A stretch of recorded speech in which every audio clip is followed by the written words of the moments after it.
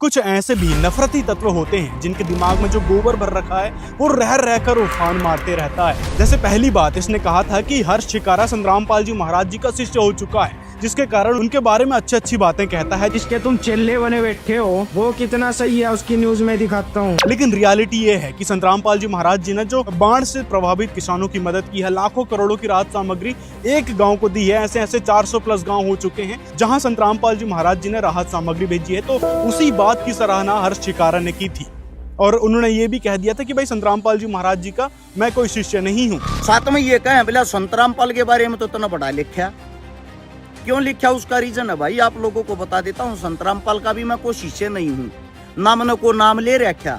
संतरामपाल के बारे में मैंने इतना लिखा है सिर्फ हरियाणा में जब बाढ़ आई, उस बाढ़ में जब किसान डूब गए, हरियाणा जो हमारी सरकार है भारतीय जनता पार्टी की, उन्होंने भी इतनी मदद नहीं करी। कांग्रेस पार्टी है जो विपक्ष वाली, उन्होंने भी इतनी मदद नहीं करी। एक लोटे संतरामपाल ने जितनी मदद करी।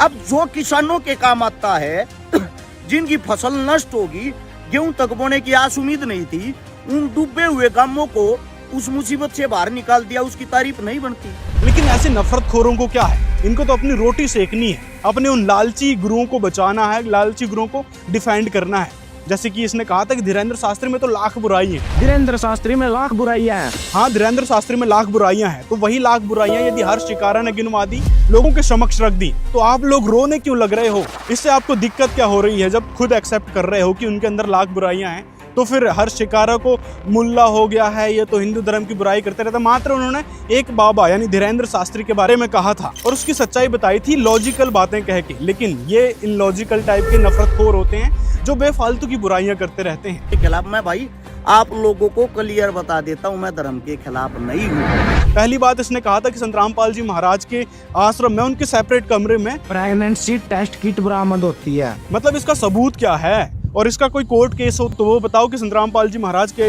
जो पर्सनल सेपरेट रूम में ये सारी चीजें भी मिली थी। जबकि उस समय जो मीडिया ने इस प्रकार की बदनामी वाली खबर फैलाई थी, तो उसके बारे में उनने कोर्ट में माफी भी मांगी कि हमने उस समय जो संग्रामपाल जी महाराज जी के बारे में ये सारी खबर दिखाई थी वो सारी फर्जी थी। और संग्रामपाल जी के आश्रम में जो दवाइयाँ मिली थी, कहते थे कि भाई गर्भ निरोधक दवाइयाँ मिली थी और भी अश्लील दवाइयाँ मिली थी, ढेर सारी दवाइयाँ उनके आश्रम में रखी थी। तो ड्रग्स एंड कॉस्मेटिक एक्ट लगा था संग्रामपाल जी महाराज जी के ऊपर, जिस केस से अब संग्रामपाल जी महाराज बाइज्जत बरी हो चुके हैं। मतलब उनके आश्रम में ऐसी कोई आपत्तिजनक सामग्री ही नहीं मिली है जिससे ये सिद्ध हो कि संग्रामपाल जी महाराज दोषी हैं। तो अब क्या कोर्ट को भी आप गलत कहने लग जाओगे? इस तरह का जवाब तू 7 जन्म भी ले लेगा तब भी तुझसे दिया नहीं जाएगा। इसे तर्क नहीं कुतर्क कहते हैं जो तू सारी इस वीडियो में देने लग रहा है। कोर्ट ने रामपाल को नोटिस भेजे थे। रामपाल इतनी गुंडागर्दी पे उतर चुका था उस टाइम पे, ये कोर्ट को भी मना कर देता है कि मैं नहीं आने वाला। यहाँ पर संग्रामपाल जी महाराज जी के शिष्य जो बैठे थे वो न्याय की मांग करने के लिए बैठे थे। जैसे कि स्टूडेंट, टीचर्स, किसान भी न्याय की मांग कर रहे थे। तो 2006 में जो केस लगा था संग्रामपाल जी महाराज पर, उस केस की CBI इन्वेस्टिगेशन करने की मांग कर रहे थे।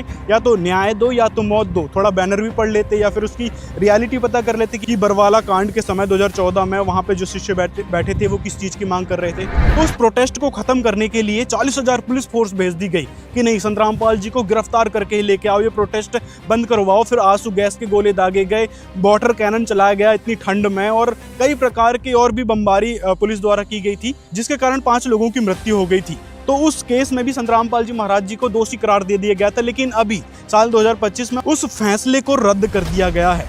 तो ये जो 2014 में प्रोटेस्ट किया जा रहा था साल 2006 के केस का, तो उस साल 2006 वाले केस का फैसला आता है साल 2022 में, दिसंबर 2022 में संग्रामपाल जी महाराज को उस साल 2006 वाले करोथा कांड वाले केस से बाइज्जत बरी कर दिया जाता है। तो जरा ये भी रिसर्च कर लेते कि संग्रामपाल जी महाराज आखिर किन किन केसों में बाइज्जत बरी हो चुके हैं। संग्रामपाल जी महाराज पर अभी कोई भी आरोप सिद्ध नहीं हुए हैं, सभी केसों में संग्रामपाल जी बाइज्जत बरी होते आ रहे हैं। बंधक बनाने वाला केस की महिलाओं को बंधक बना के रखा गया था, आश्रम से निकलने नहीं दिया जा रहा था, तो उस केस से भी संग्रामपाल जी महाराज पूरी तरीके से बाइज्जत बरी हो चुके हैं। सबसे बड़ा पाखंडी तो यही है। और पाखंड क्या फैलाया संग्रामपाल जी महाराज जी ने, वो भी बता देना कि संग्रामपाल जी महाराज ने ये पाखंड फैलाया। संग्रामपाल जी पाखंडवाद के कट्टर विरोधी हैं।